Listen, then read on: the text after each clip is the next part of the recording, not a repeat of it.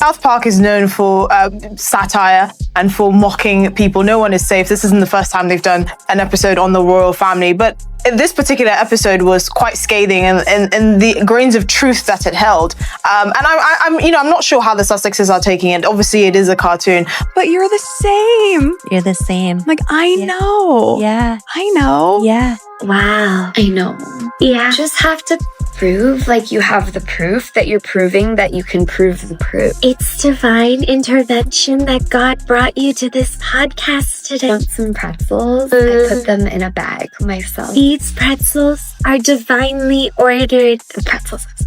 You just can't leave us alone, can you? Oh my God, he's so obsessed with us. Successful lifestyle brand as ever. We sold out of everything in 45 minutes. Amazing. You've been working so hard. Oh my gosh, I worked so hard. I worked very hard and I'm still working very hard.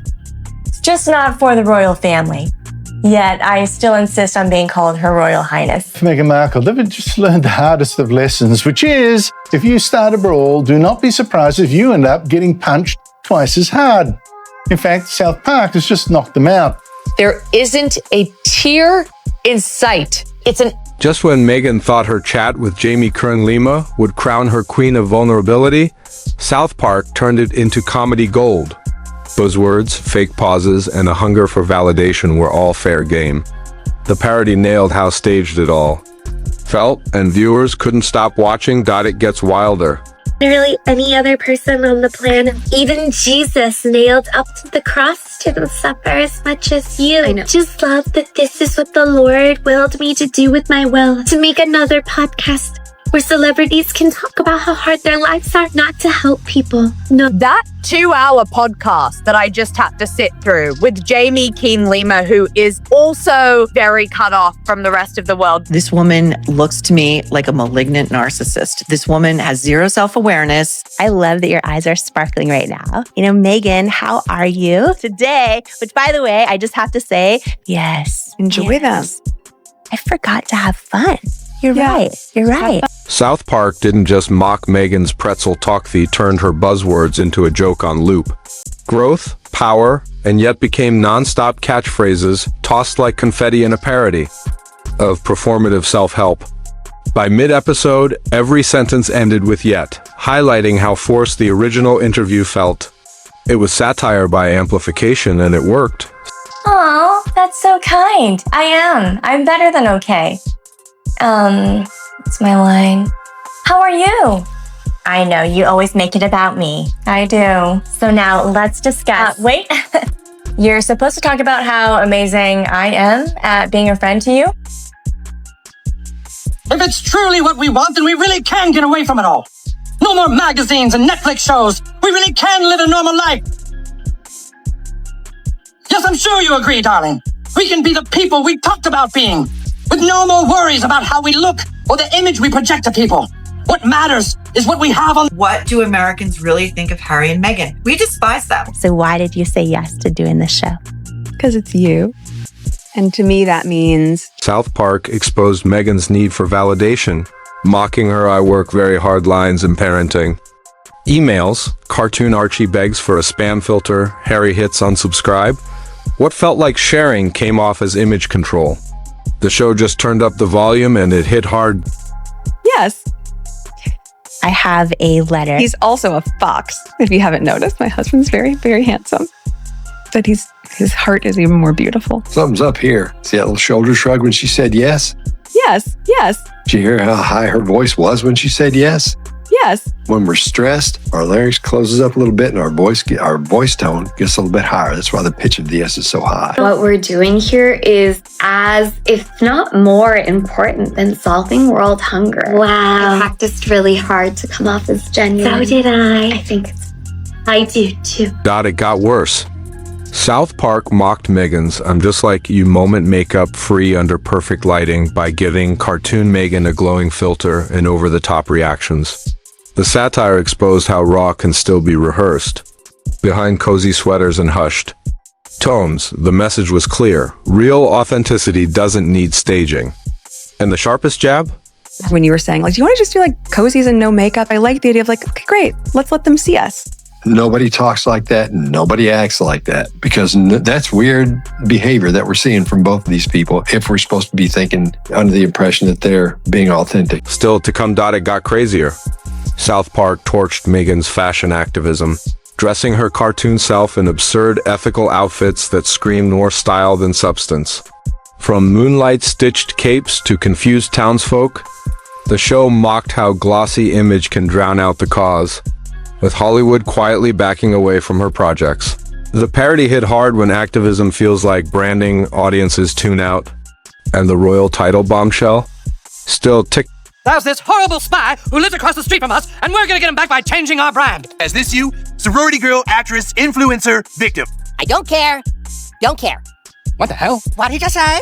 He victimized me. It's because I'm an ethnic woman. He can't do that. I'll say, wait, you're ethnic? This is an outrage. Yeah, that's totally me. Welcome to the Jamie Kern Lima Show. Her show is unlike any I've ever done. A revelation. When you listen, it feels like a hug, but your brain and your spirit and your heart is like, wow. When I look into Jamie's eyes, I feel like I am on some other cosmic level with her. I could see the light around her. She's infused with light. Here comes the jaw dropper. South Park saved its sharpest jab from Meghan's secret cling to royal titles she supposedly left behind. Cartoon Meghan slaps her royal highness on yoga mats and pretzel bags while Harry mutters the palace changed the locks. The running gag. She's still cashing in on the crown quietly. The message. You can't preach reinvention while holding tight to the glitter. Zoom in here and it says, with the compliments of Her Royal Highness, the Duchess of Sussex. That is a title that was stripped from her when she and Harry made their whole racism debacle and left the UK, left their royal duties, and moved to the US to bug all of us. She's using it in private with her friends. That's even weirder than if they were still trying to milk the titles in public. That is just like all the confirmation that I need that this woman is just obsessed with being a royal, that is all this was all about, that she's angry that she screwed the pooch by claiming racism and basically getting kicked out of the family. She just can't give up the HRH titles that quickly. Like, this is literally what she has always wanted. South Park turned Meghan's favorite word yet into a non-stop joke. What she meant as hopeful became annoying fast, with cartoon Meghan ending everything with yet. Viewers made memes, TikToks, even drinking games out of it. The message? Repeating a buzzword doesn't make it deep. But before I go to bed almost every night, I email them. Wow. They will end up at one point in their life, maybe when they're 16 or when they're 18, that I say, here's an email that I've been keeping for you. Because that's really what you want when you're 18. 40,000 emails, Maureen, from your mother. These emails are so that when my children are of age, they can come to me and say, oh my God, you loved us so much. It's me. It's divinely ordered how many times we've said I and me. Why did you say yes to this show? And then you're like, do it. I was like, what? You're like, do it. I was like, what? You're like, do it. And then I was scared. South Park mocked the podcast's slow, overly serious tone-stretching pauses and soft platitudes into a hilarious crawl. Cartoon Jamie stared misty-eyed for so long, even birds migrated before she spoke. The gag nailed how forced depth can feel more like a lecture than a real moment, with fans admitting South Park captured that will this ever end vibe perfectly. There isn't a tear in sight. It's an actor's trick. You'll make yourself cry. Oh, I can do that so well. Oh my God, it's crazy. Yes. Took them out of the box, put them in some other packets, which seems to be Meghan's idea of cooking. South Park didn't just mock a podcast, it sparked a cultural ripple. Memes exploded. Industry insiders whispered about shelved projects, and pundits debated whether Meghan's brand could survive the blow. From HR jokes on baby onesies to Hollywood quietly backing away, the satire hit where it hurts. Now, even her go-to yet sounds like an echo. The real question, did this episode rewrite her narrative or lock her into parody forever? Now, there is no doubt about it that Meghan Markle's viral video created a new negative wave of backlash against her that resulted in many other studios actually deciding to put any kind of affiliation with her either to a halt or firing her directly. That's exactly what happened with both Paramount and South Park's 20-minute roast delivers one truth: authenticity flops when it feels staged. From royal title slips to buzzword overload, the episode stitched cringe into comedy gold. While execs scramble and fans debate, The rest of us leave with memes, popcorn, and a sharp reminder, vulnerability shouldn't feel like a pitch. If you loved the breakdown, like, subscribe, and drop your take. Was the satire spot on or too savage? We're just getting started.